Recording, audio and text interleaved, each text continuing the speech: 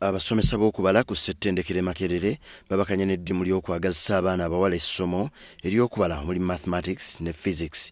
Kino kivudde ku muwendo gw'abaana abawala abakola amasomo g'okubala ogweyongedde okukendeera. Gavumenti ezzenga ekyogera lunye nti essira kaakano ligenda kuteekebwa kusomesa nnyo amasomo ga ssaayansi n'okubala ng'erimu ku makubo ag'okulwanyisa ebbula ly'emirimu. Okusinziira ku Dr. Betty Nanyonga ng'ono omusomesa mukugu mu kubala ku ssettendekero Makerere, abaana bangi naddala ab'obuwala bakomekkerezza nga bawanduse mu kusoma olw'okulemererwa amasomo gano. Nanyonga agamba nti bo ng'abakulira eby'okubala e Makerere si baakussa mukono nga batunuulira abaana ab'obuwala nga balemererwa.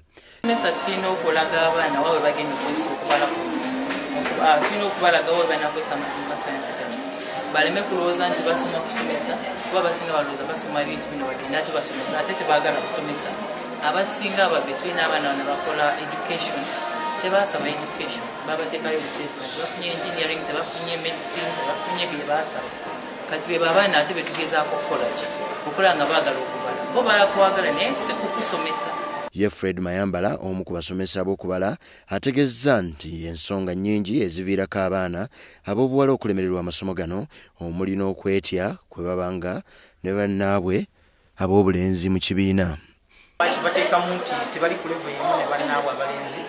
Society yabakakasa nti omuwala olina kuba wansi, abasomesa gye baava oba oliawo nabo babakakasa nti olina kuba wansi, kati ssaawa zino okukibajjamu kiringa ekitali kyangu nabyo kye tugezaako.